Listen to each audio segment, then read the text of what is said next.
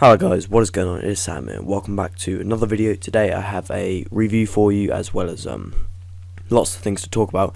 It's on the game today against Swansea. We lost it 1-0 at the Liberty Stadium, and thank God I didn't go because that would have been 6 hours, 12-hour round trip wasted.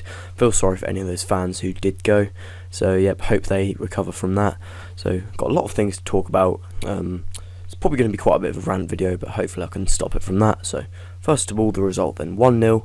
I kind of predicted it, if I'm honest. At half-time I said it's going to be a 1-0 either way, and the commentator said in mid-game, I think it was, Swansea haven't scored a second-half goal since August, so I just thought, along come Norwich, we'll stop that for you, and it was such a simple goal. We were outnumbered. To be fair to him, played a good pass, and Sigurdsson calmly finished it. It was a frustrating goal to concede, as we'd been in their box about 20 seconds before, and it seems to be happening a lot. Like, teams are scoring goals when we've been in good positions. We've got to stop that, but we're conceding goals from everywhere, and we just cannot keep a clean sheet to save our lives, let alone score a goal. That's another worry as well. So the team picked is where my main criticism of Alex Neil is. So I think it's the first time this season I'm beginning to question him. I've stuck with him. I've backed him for the whole season because it's always tough your first season in the Premier League, and he has things to learn, but I don't know whether he is learning for them. That's the problem. Against Leicester and Chelsea, we played 5 at the back, 2 wing backs, and 2 up top, I believe. I think only 1 up top against Chelsea, but it worked. We played well in both of those games. Leicester, unlucky. Chelsea, a poor start and bad refereeing cost us. So why the hell do you change it? He changes to 4-4-2 or possibly 4-5-1. I don't know, whichever he was playing, and it didn't work. We didn't have the same threat. We looked more vulnerable at the back, and I just don't know why you would change a team. Perhaps, yes, maybe they lost, but we lost in a much better way than we had in recent games. We lost, with a bit of fight. We were close to getting points out of both of those games. And today, you just couldn't really see where a goal was come from. Team pick, I'm certainly going to question. I mean, Jerome's starting up top. What has Bamford got to do to get a chance? When he came on, we looked lively. Jerome, I like him, but he's got to play with someone alongside him, a goal scorer. Sunderland have got Jermaine Defoe. He's going to probably keep them up in the end. So, certainly got questions over the team picked. So, performance in each half. First half was alright, if I'm honest. We didn't look too vulnerable at the back. We created a couple of opportunities ourselves. But, we've got to be scoring in these first halves. We've got to be taking the lead in matches. I think we've only taken the lead 4, 5, 6 times this season. And we've won every time we've taken the lead, I think, this season, apart from West Ham. So, it shows that perhaps we need to start going for that first goal instead of just holding back. Because Swansea were there for the taking today. I don't know if you Swansea fans might agree with me, but I honestly thought you guys were pretty ordinary today and were definitely beatable by our standards. But we've bottled it again. In the second half, sat back, they came at us. Eventually they got the goal, and then it was they just ground out the victory from there. We never really looked like scoring. I mean, when Bamford came on, we looked a bit more lively, created a couple of opportunities ourselves. Redmond's miss was not terrible, but certainly one he should have scored. And that just kind of summed up our season, really.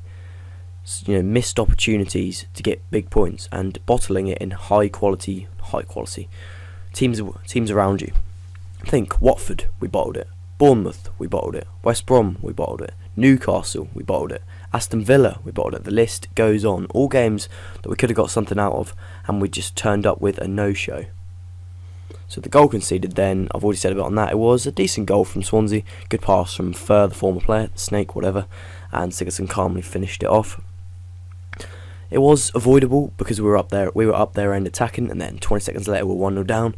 But a kind of predictable goal. So the reaction to goal afterwards then.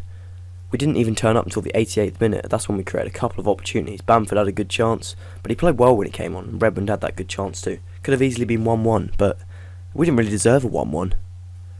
So the manager then, like I said, it's the first time I am questioning him. He still hasn't found his best 11, and we are 29 games in now, and he still hasn't found his best 11 or formation, which is a very worrying thing. You need to be finding your best 11 by 10-11 games into the season, otherwise you're going to be struggling. I think he's got a lot to prove now, because after Man City we've got 5 winnable games. We could easily win all 5 of them. We should definitely win 3 of them, I think, because we have Newcastle, Sunderland and Watford at home, as well as West Brom and Palace away. We can definitely win 3 of them, but realistically we need to win 4 of them to stay up. What I'd suggest, he's got to switched back to that 5-5-3-2, I think it was, because it worked. You know, we were more solid and we looked dangerous up front. We nearly scored against Chelsea and Leicester twice even.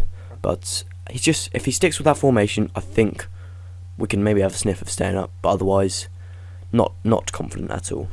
So future then, Manchester City next. I'm missing that game, so won't be able to watch the Man City fans celebrate their 5 or 6 goals that they score.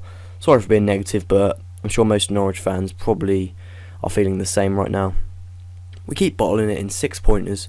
You know, if we think we could be so far clear now, if we'd have just turned up against one of these rival teams, like we've turned up against Leicester, we've turned up against Chelsea, teams that are going to be finishing high up. Leicester probably maybe even win the title, but it doesn't matter if you play well and lose against them, and then you play crap and you lose against a team around you.